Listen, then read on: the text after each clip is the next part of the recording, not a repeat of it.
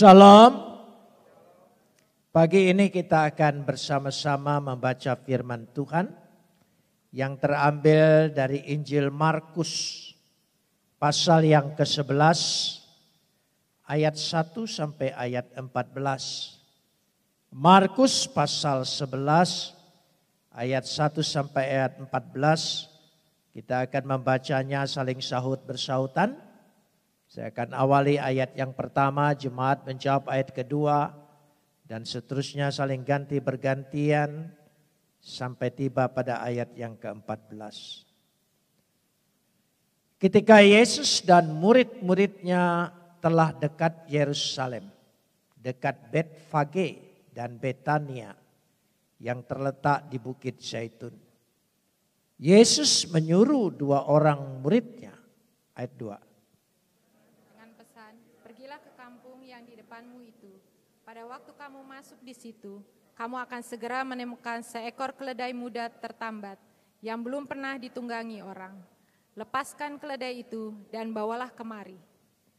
Dan jika ada orang yang mengatakan kepadamu, mengapa kamu lakukan itu? Jawablah, Tuhan memerlukannya.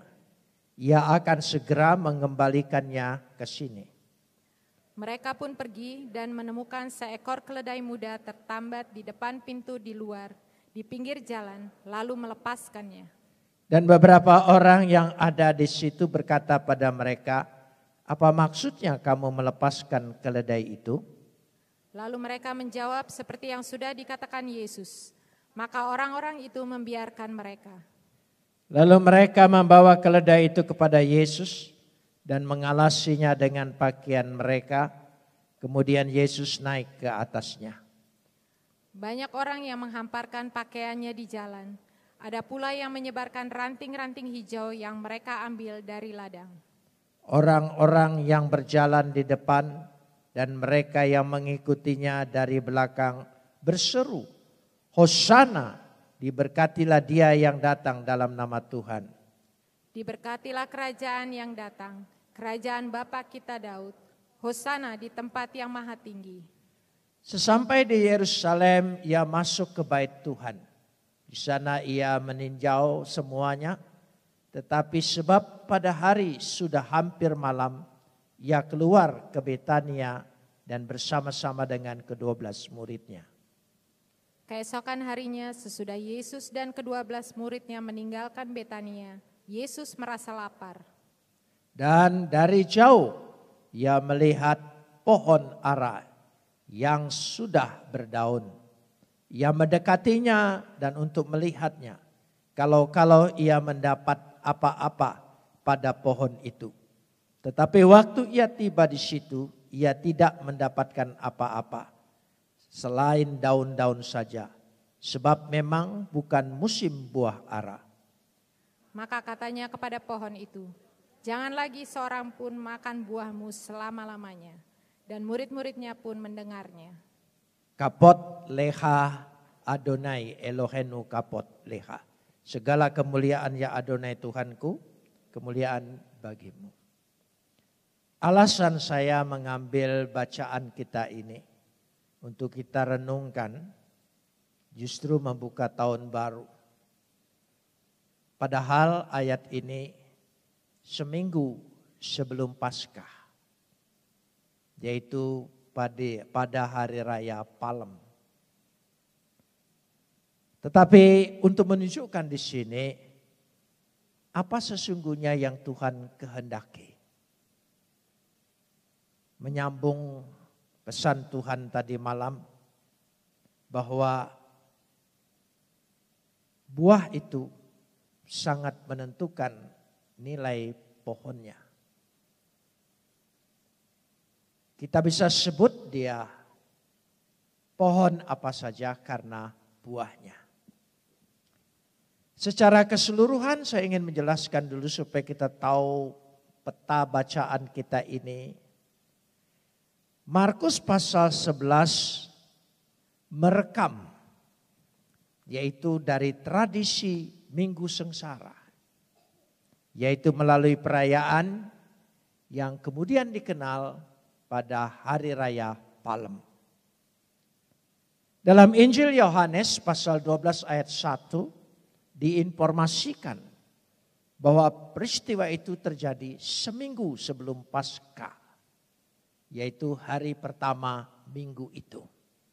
Jadi berkenanan sekali pada hari tahun 2023 ini kita mengawali tahun yang pertama, minggu yang pertama.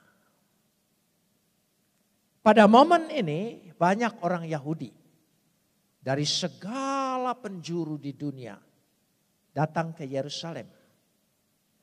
Masih ingat Simon Kirene pun datang pada momen-momen ini. Dalam sejarah orang Yahudi dicatat populasi yang datang ke Yerusalem meningkat 6 kali lipat. Sampai hari ini, kalau saudara datang di hari raya Paskah Yahudi, maka sulit sekali untuk mendapatkan tempat penginapan. Karena mereka sangat percaya dalam tradisi ini, karena menantikan kedatangan Mesias untuk membebaskan mereka. Bagi orang Yahudi, perayaan Paskah ini sangat penting untuk hadir. Karena itu sejauh apapun ya Simon Kirene datang. Dan sama sampai hari ini. Di tengah-tengah peristiwa perayaan ini, Yesus bersama murid-muridnya sebagai orang Yahudi, dia datang ke Yerusalem.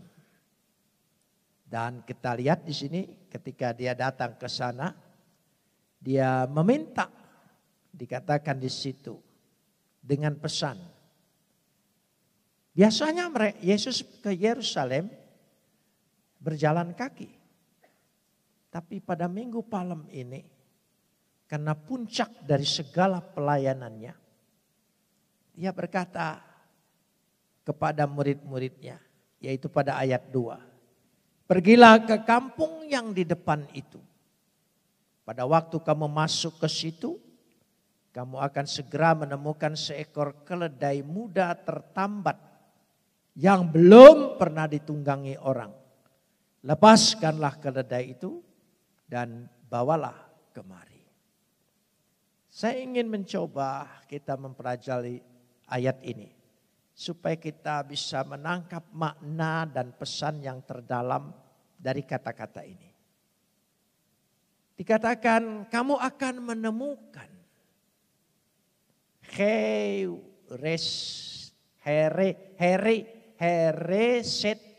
heresete. Kamu akan mendapati. Kamu akan menemukan. Yang sudah dilihat oleh Yesus lebih dahulu sebelum murid-muridnya melihat. Yesus sudah tahu jauh. Di situ dia menemukan keledai itu. Karena itu jadi pegangan saya di dalam penginjilan pelayanan, di pos-pos pelayanan. Saya berdoa, Tuhan temukan saya dengan orangnya Tuhan. Saudara tahu keledai yang belum pernah dinaiki itu berarti keledai liar. Saudara ingat ke belakang Kejadian 16, siapa yang disebut keledai liar? Siapa yang disebut keledai liar?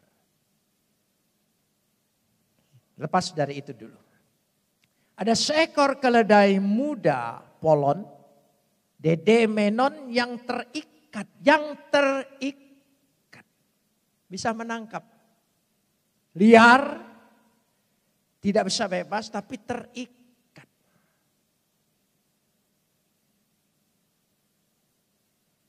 Coba kita melihat. Maka yang di atasnya untuk menunjukkan keliarannya belum pernah dinaiki oleh orang. Ephon Yudes Yupo. Yang belum pernah. Kebiasaan dari keledai yang belum pernah dinaikin orang, dia tidak bisa menjadi alat tunggangan. Dia akan melempar orang itu. Termasuk kuda sekalipun. Tapi kuda yang liar, sekali lagi, Kuda yang liar, keledai yang liar, jika sudah dijinakkan, dia akan menjadi alat yang luar biasa. Khususnya kuda. Kuda yang perkasa itu adalah kuda liar yang paling sulit dijinakkan. Tapi kalau sudah jinak lebih hebat dari kuda-kuda yang lain. Keledai pun demikian. Bisa ditangkap maksudnya? Ini penting. Karena ditegaskan lagi anthropon ekatisen. Seorang pun menunggang, belum pernah menungganginya, seorang pun. Tapi Yesus mau pakai itu. Yesus mau pakai. Saudara, saya ingin mengajak kita melihat. Yesus menggunakan keledai menjadi alatnya. Ya. Yang lain tentu sudah digunakan oleh Tuhan. Domba-domba untuk persembahan. Ayam dipakai Tuhan untuk berkokok mengingatkan Petrus. Manusia ini memang kadang-kadang lebih berharga hewan daripada manusia. Makanya kalau engkau jengkel kepada sesama manusia, jangan sebut dia dengan nama hewan. Karena hewan lebih bermartabat daripada manusia. Katakan kepada orang kalau engkau jengkel dengan dia, engkau memang benar-benar manusia. Dan itulah manusia. Dan jika ada orang yang mengatakan kepadamu, mengapa kamu lakukan? Jawablah, tolong sambung. Ya, Tuhan memerlukan. Kyrios memerlukan. Junjungan ilahi. Tuhan, Kyrios memerlukan. Apa dia tidak sanggup terbang? Apa dia tidak sanggup menciptakan keledai pada waktu itu dengan mukjizatnya? Dia pasti sanggup. Dia pencipta. Amin. Dia sanggup. Tapi dia memerlukan yang sudah ada. Kalau keledai saja diperlukan oleh Tuhan untuk melakukan pelayanannya, maka dia pasti memerlukan kita semua. Amin. Coba, Tuhan memerlukan saya. Coba katakan, Tuhan memerlukan saya. Tuhan perlu. Bukan dia perlu dibantu. Jadi pembela Tuhan, bukan. Dia memberi kesempatan kepada kita untuk terlibat menjadi partnership-nya. Dia kita diberi kesempatan. Di mana saja. Kalau kita berpangku tangan, senang di zona nyaman. Kalau sempurna orang yang diselamatkan itu. Hari itu juga dia turun, datang kedua kalinya. Sangat bersangkut paut dalam sejarah keselamatan itu. Sejarah keselamatan itu jelas sekali. Tuhan memerlukannya. Auto gerien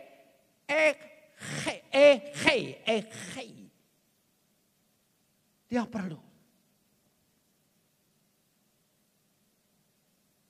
Dia perlu. Berbahagialah. Tuhan perlu kita semua, amin. Ya, Yesus perlu kita. Bukan dia tidak sanggup. Kenapa dia perlu Simon Kirene untuk mengangkat? Untuk melibatkan sejarah keselamatan itu. Bahwa manusia yang diselamatkan itu terlibat dalam pekerjaan itu. Bukan dia tidak sanggup menurunkan malaikat untuk datang. Dia sanggup. Tapi dia tidak mau merusak sejarah keselamatan untuk menyelamatkan manusia. Luar biasa.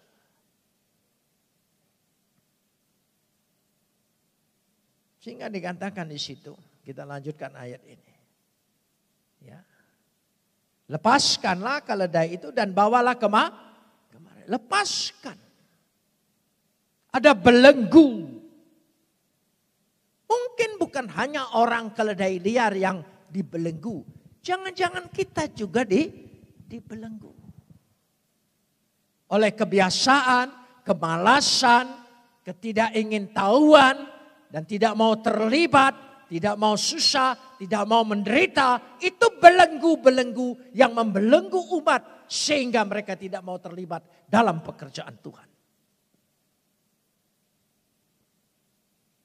Ini tahun pertempuran. Anda harus memilih di pihak mana.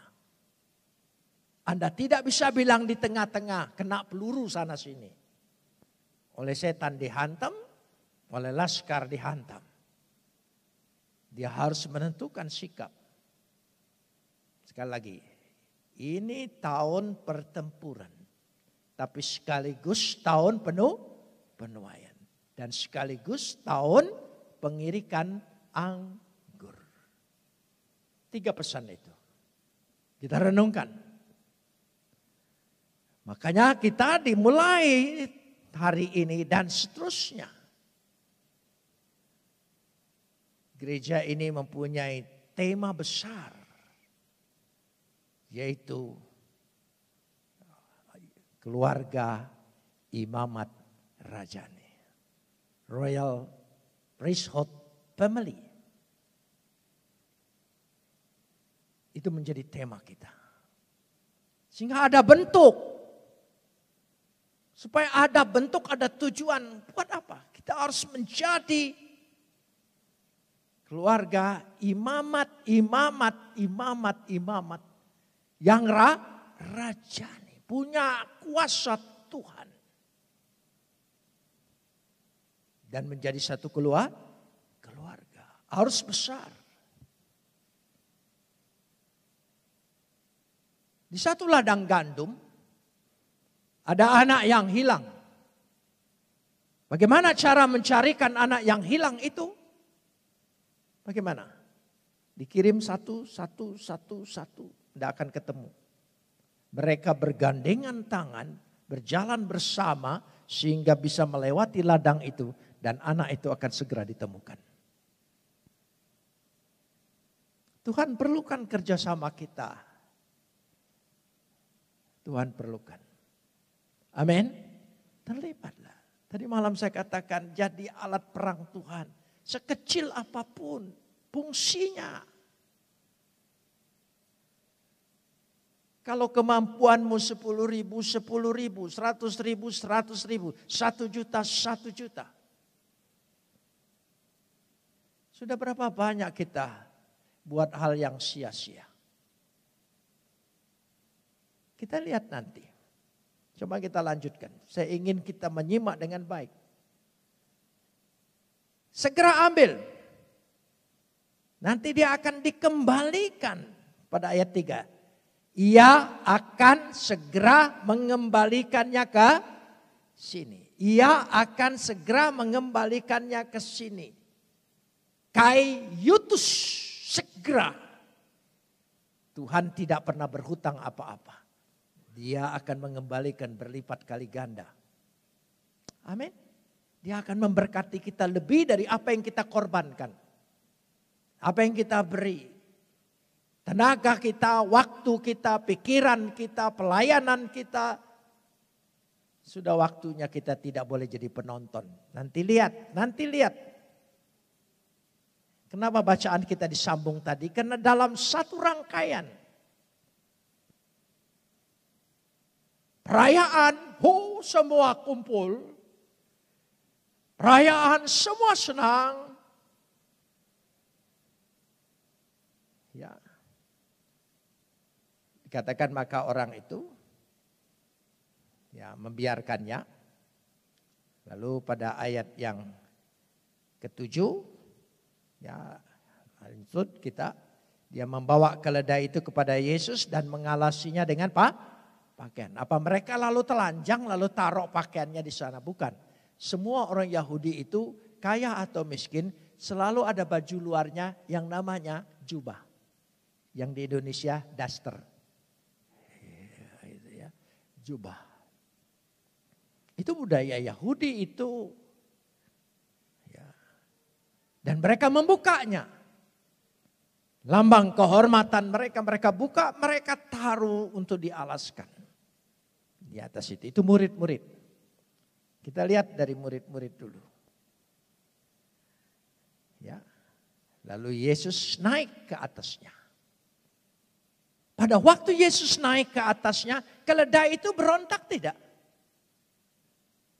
Keledai itu binatang yang disebut himar, yang paling goblok. Saya tadinya tidak percaya. Tapi keledai itu memang goblok. Saya coba. Saya itu rasa ingin tahu, ya, kritisnya terlalu berlebihan kadang-kadang. Sehingga pantas Tuhan didik saya langsung 6 tahun di penjara. Karena kalau di sekolah tambah kacau barangkali sekolahnya. Saudara. Jadi kalau saudara pergi gereja gereja kelahiran Yesus di Nazaret, keluarga Yesus. Itu ada jalan ke jalan besar, itu ke jalannya menurun. Lalu belok, turun lagi. Di sini ada kopi Arab. Ya. Saya pernah duduk di situ. Ya, untuk melihat kehidupan. Dari sini saya naik keledai. Itu tembok. Dibiarkan. Supaya keledai ini turun deh. Betul-betul temboknya ditabrak oleh dia. Sampai saya terjungkal. Di situ saya baru percaya memang binatang ini goblok. Kalau tidak percaya Anda boleh coba. Ya, nanti kita tahun ini bakal berangkat ke sana. Ya, khusus untuk mencoba keledai goblok. Nah, gitu. Coba. Oh, ini keledai. Dia tidak tahu. Tapi herannya ketika Yesus naik keledai yang belum pernah dinaikin orang yang akan melempar orang yang menaikinya. Ternyata tidak. Si goblok ini tahu yang naik ini pencipta keledai. Kalau si goblok aja sudah tahu penciptanya, masa kita yang tidak tahu penciptanya berarti lebih. Nah, sudah lanjutkan. Masa tidak sadar? Dia sadar. Yang naik ini penciptaku. Saudara tahu menjinakkan keledai? Butuh waktu minimal, saya tanya di sana, 6 bulan. 6 bulan. Karena saya masuk dalam kibuts cara hidupnya orang Yahudi. Orang Arab. Saya tanya. 6 bulan. Paling cepat. Baru keledai itu bisa dipakai. Ini enggak waktu. Langsung. Luar biasa. Kalau Tuhan menjinakkan segala sesuatu. Amin. Dahsyat saudara. Kita ini sebetulnya keledai liar semua. Ayo jujur saudara. Tapi untunglah kemurahan Tuhan kita sudah dijinakkan. Sehingga tanpa diundang sudah datang ke gereja. Itu dijinakkan sudah. Itu sudah dijinakkan.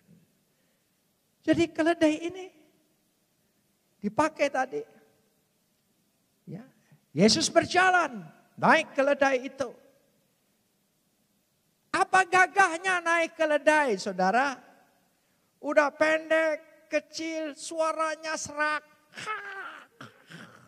Suara keledai itu suara sakit telinga ini. Paling jelek. Ya. Makanya kita pergi, kita buktikan semua itu. Kita sewa satu keledai. Ya, kita suruh dia bersuara. Caranya kita gencet lehernya. Nanti dia akan bersuara. Nah saudara, keledai yang jelek yang apa ini? dinaikin oleh Yesus. Coba. Apa kebanggaannya Yesus naik keledai? Bukankah semua pahlawan itu naik kuda, onta, gajah? Itu kan perang-perang kuno dulu. Ini keledai. Gak ada kebanggaannya. Tapi dia mau pakai yang si goblok, yang si rendah, yang tidak ada harga. Dia mau pakai. Hai keledai-keledai, dia mau pakai. Nah, saudara mengangguk karena dipanggil keledai, bersyukur. Terima kasih saudara ya. Ya, dia mau pakai. Tidak ada kehormatan bagi dia. Tapi yang terhormat adalah keledai yang dipakai dan yang ditungganginya. Sampai dicatat oleh Markus, Matius, semuanya dalam Alkitab. Kita hebat apapun Yusuf Roni, nggak masuk. Nggak ada tulisan Yusuf Roni di sini. Tapi keledai masuk. Dahsyat. Tuhan itu mau pakai bukan orang yang istimewa. Orang kelihatan tidak berguna, orang kelihatan tidak berharga, orang yang disisihkan orang yang dianggap kecil. Tapi Tuhan mau pakai kita. Amin saudara, Tuhan mau pakai. Tapi orang melihat karena pelayanan Yesus sudah begitu luas, mujizatnya terjadi di mana-mana. Ya. Ayat 8. Banyak orang apa dikatakan sini? Yang menghamparkan pakaiannya di jalan. Tahimatia auton. Estrosan. Menghamparkan di jalan. Dia buka jubahnya, dihamparkan di jalan. Jalannya bukan aspal dan beton, batu, bukan dulu. Pasir. Dihamparkan semua di sana. Ya. Di jalan itu hodon, kalau jalan itu hodon. Ya. Orang yang berjalan di depan, berjalan di belakang, perhatikan di sini, semua berteriak, Hosana. Hosana. Kata Hosana berasal dari bahasa Ibrani Hosiana. Hosiana. Ya. Selamatkanlah. Sebagai satu kalimat doa permohonan. Berarti orang-orang ini mengakui Yesus itu juru selamat. Mengagungkan dia. Bahkan kalau kita lanjutkan di sini. Ayat yang ke-9 memuji dia. Hosana, diberkatilah dia yang datang dalam nama Tuhan. Mengakui betul. Diberkatilah kerajaannya yang datang. Kerajaan Bapa kita Daud. Sangat jelas pengakuan mereka terhadap Yesus sebagai Mesias. Memuji, mengagungkan. Tidak ada seorang pun yang pernah dipuja seperti itu. Tapi heran.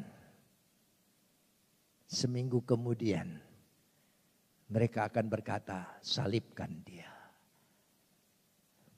Manusia mudah sekali berkata-kata. Tapi tidak bertanggung jawab. Kita memuji, hebat. Apalagi malam tadi musiknya the best. Bagus sekali. Saya senang sekali ya. Luar biasa. Tapi apa itu? Pujian semua perlu. Ibadah perlu. Nanti Yesus mengajar muridnya. Dengan satu peristiwa. Harus diajar tuh lewat peristiwa.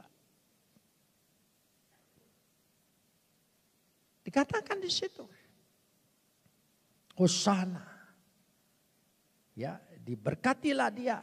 Eulogemenos.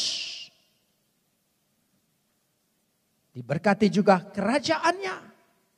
Semua bersorak-sorai.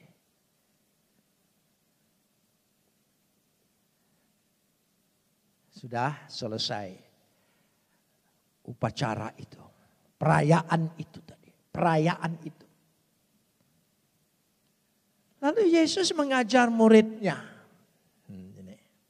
Mengajar muridnya. Di babak lanjutan. Keesokan harinya sesudah Yesus dan kedua muridnya meninggalkan Betania. Yesus apa?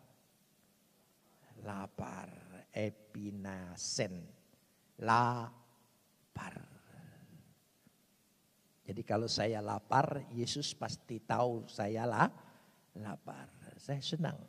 Firman itu menjadi manusia, dia tahu persis kebutuhan kita, kelemahan kita, kekurangan kita. Dia tahu persis kita butuh makanan, kita lapar. Karena itu doa Bapa kami disusun, berikanlah kami makanan kami pada hari ini yang secukupnya supaya tidak lapar. Dia tahu arti lapar. Jangan khawatir. Tahun 2023 ini tidak ada di antara kita yang kelaparan. Percayalah, amin saudara. Semua diberkati. Dia lapar. Apa sih dia lapar? Mungkin kalau baca ayat ini, orang yang seberang mengejek, masa Tuhannya lapar. Firman jadi manusia. Firman menjadi manusia seutuhnya mengambil tubuh manusia. Dia tidak menyamar menjadi manusia. Dia tidak kadang-kadang jadi manusia jadi ilahi. Tidak. Dia seutuhnya yang ilahi itu seutuhnya menjadi manusia. Dia tidak kadang-kadang, dia tidak pindah-pindah, dia tidak nyamar, tidak. Nanti lain kali diterangkan itu. Ya. Sudah, sekarang saya mengajak kita masuk pada Yohanes dulu. Yohanes pasal yang keempat. Yohanes pasal 4. Saya ini khotbah hampir tidak pernah tidak mengutip Yohanes. Tapi tidak ada seorang pun kasih nama saya Yohanes.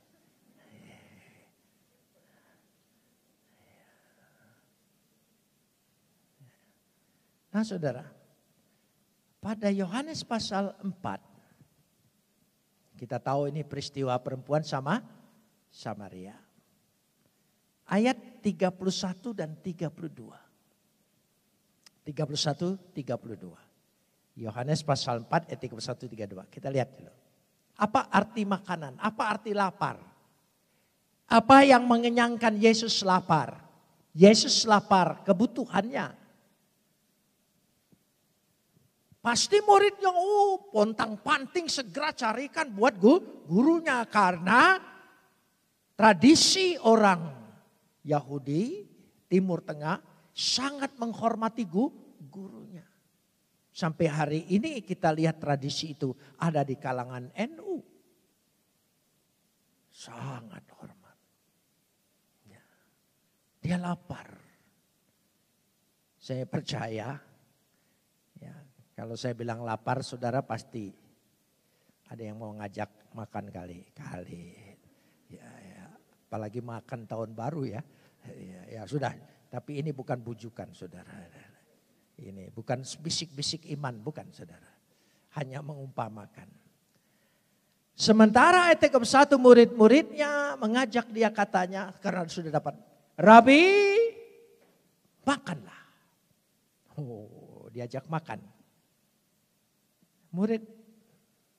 Murid aja nggak ngerti bahasa sindirannya. Murid aja nggak ngerti, yang langsung aja nggak ngerti. Apalagi kita yang KW, iya, pasti tambah nggak ngerti. Dia lapar. Tapi ayat 32. Ketika muridnya mengajak dia makan, akan tetapi ia berkata kepada mereka, padaku apa? Ada makanan yang tidak kamu kenal. Dia lapar, laparnya itu perlu makanan. Makanan apa yang diperlukannya? Ya, mereka pikir makanan yang biasa. Ya, mereka tidak tahu bahwa Yesus punya makanan yang mereka tidak tahu. Apa makanannya? Ya, dikatakan, aku mempunyai makanan. Ego, brosin, eho. Pagain untuk dimakan. Hen humais uk yudate. Yang kalian tidak tahu. Sekarang dia kasih tahu. Ayat yang ke-34. Ya, ayat 33 dikatakan murid-muridnya berkata seorang kepada yang lain, adakah orang yang telah membawa sesuatu kepadanya untuk dimakan? Masih aja pikirannya makanan itu. Tapi kata Yesus kepada mereka, coba ayat 34 ini kita baca. Kata Yesus pada mereka apa? Makananku ialah melakukan kehendak Dia yang mengutus aku dan menyelesaikan pekerjaannya. Itu makanannya. Jadi kalau saudara mau memberi makanan pada Yesus, mari kita terlibat dengan pekerjaannya dan menyelesaikannya. Amin. Amin. Amin. Ya, kita mau terlibat pekerjaannya dan turut menyelesaikannya. Ditunjukkan itu makanannya. Yesus tidak perlu potluck yang di depan itu. Yesus butuh kita semua terlibat di dalam pekerjaan dan menyelesaikan pekerjaannya untuk menjangkau dunia ini. Memenangkan dunia ini. Karena begitu besar kasih Tuhan akan apa? Akan apa? Isi dunia ini. Bukan dunia, dia tidak duniawi. Dunia. Kita perlu menjangkau banyak. Tidak usah jauh-jauh ingin ke Brasil. Ya, ke Argentina tidak perlu saudara. Mau ketemu siapa di sana? Messi. Iya, tadi Ibu Pendeta kayaknya kena demam bola itu tadi ya. Ya sudah. Menyelesaikannya. Kai teleiso auton to ergon. Dan menyelesaikan pekerjaannya. Dia hendak melaksanakan yang mengutus dia. Itu makanannya. Itu makanannya. Saudara. Ayat 35. Ayat 35. Coba. Bukankah kamu mengatakan 4 bulan lagi tibalah musim menuai? Tapi aku berkata kepadamu, tolong sambung. Lihatlah sekelilingmu, pandanglah ladang-ladang yang sudah menguning dan matang untuk dituai. Angkatlah matamu, eparatetu optalmos humon. Ya. Kai tesaste tas horas. Ternyata bahasa Yunani ada horasnya saudara. Ya, ini kalau yang sering bilang horas tidak ngerti ayat ini kebangetan saudara ya. Lihatlah ladangnya. Horas itu ladang. Horas. Berarti ingat apa? Ladang yang sudah menguning. Mari kita pulang dari sini, horas. Ya gitu ya. Sudah menguning. Untuk siap dituai. Coba kita lihat lagi ayat ini. Bukankah kamu mengatakan 4 bulan lagi tibalah musim menuai. Tapi aku berkata kepadamu, lihatlah sekelilingmu. Lihat mata manusia. Sepertinya belum waktunya menuai. Mari kita lihat dengan kacamata Tuhan, mata Tuhan. Bahwa sekaranglah, tahun inilah tahun penuaian bagi kita.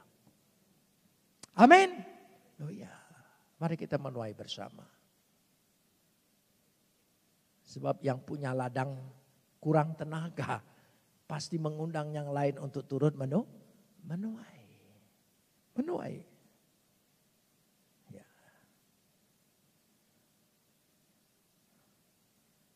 Jadi itu sebabnya. Ya, siap untuk dituai. Sekali lagi ayat 35 ini biar jadi pegangan. Lihatlah sekelilingmu.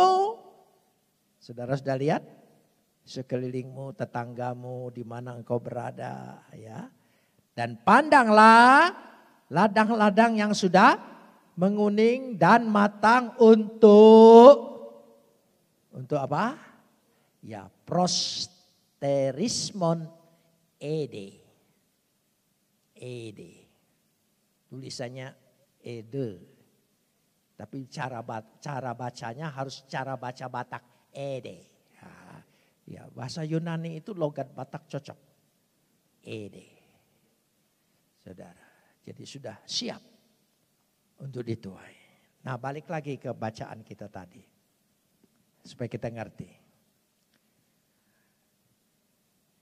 Jadi ketika Yesus ya pergi. Dia sudah lapar, kita mengerti arti laparnya. Arti laparnya sudah mengerti, bukan makanan yang ini. Dia yang menyediakan makanan bagi kita, amin. Dia menyediakan. Ayat 13. Dan dari jauh ia melihat pohon ara yang sudah berdaun lebat. Ia mendekatinya dan melihat kalau ia mendapat apa-apa yang ada pada pohon itu. Tetapi waktu ia tiba di situ, ia tidak mendapat apa-apa selain daun-daun saja. Sebab memang apa? Sebab apa? Sebab apa? Bukan musimnya buah ara. Sudah tahu bukan musimnya, pakai mau cari buahnya. Maha suci Tuhan dengan contoh saya. Yang goblok siapa ya kira-kira saudara? Tapi bukan itu maksudnya. Ya. Artinya pohon ara ini ya tidak berbuah padamu, bukan musimnya. Jadi tidak ada buahnya. Cari buahnya. Siapa yang salah kira-kira? Yang nyari atau pohonnya? Ya. Jangan lupa kata kuncinya musim.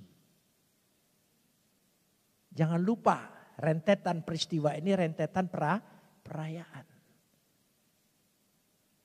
Dia mengajar muridnya, dia kutuk pohon itu supaya tidak berbuah lagi. Selama-lamanya. Kenapa demikian? Engkau jangan berbuah karena musiman. Seperti pohon ara. Jangan salah, itu maksudnya. Belajarlah dari pohon ara ini. Dia hanya berbuah hanya pada waktu musim. Aku ingin engkau berbuah bukan pada musim Natal, tahun baru, Paskah. Bukan pada musim-musim itu. Berbuahlah sepanjang tahun. Amin. Berbuahlah. Kita lanjutkan buah itu. Ya, ayat 14 dikatakan. Maka katanya pada pohon-pohon itu. Pada pohon itu jangan lagi seorang pun makan buahnya selama-lamanya. Tolong sambung. Murid-muridnya mulai mendengar dan mengerti. Mengerti. Dia tahu. Ya, makanya kalau nanti di rumah saudara baca kembali ayat 20 sampai 21. Pagi-pagi ketika Yesus dan murid-muridnya lewat, mereka melihat pohon ara tadi sudah kering sampai ke akar-akarnya. Sampai ke akar-akarnya. hati-hati. Sudah waktunya ditebang dan dibuang ke dalam dapur api. Karena itu inilah pelajaran yang berharga sekali. Kita percaya, jangan khawatir seliar apapun keledai itu mampu dipakai Tuhan. Amin. Mampu. Ya, nanti pulang baca Kejadian 16 tentang keledai liar. Dan Tuhan mau pakai pada Markus pasal 11 ini. Dan Tuhan mau pakai kita semua. Amin. Seliar apapun kita dia mau pakai. Dia sanggup menundukkan kita. Proses. Watak, karakter, kekerasan kita melalui proses. Jangan patah hati. Ya, karena bukan sulap. Merubah karakter orang sekaligus berubah. Langsung. Tidak bisa. Mungkin tetap kelihatannya kasar, tapi hatinya lembut buat Tuhan. Amin. Kalau bicara lemah, gemulai, lemah, lembut, kita kalah dengan orang Solo. Orang Solo itu lembut, tapi tidak tahu hatinya. Gitu ya, lembut sekali. Orang Solo, kalau keinjek kakinya, dia akan berkata begini, permisi, kaki bapak di atas, kaki saya di bawah. Sopan sekali. Coba orang Sumatera kalau diinjak gitu. Dia akan berkata, matamu kemana?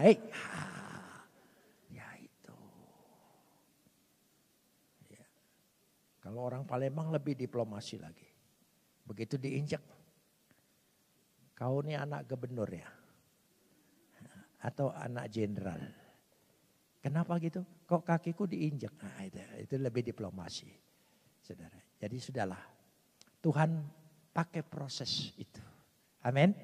Tidak mendadak semua jadi lemah gemulai. Ya. Tuhan mau pakai. Tuhan mau pakai. Dari situlah kita ingin kehidupan kita dipakai oleh Tuhan.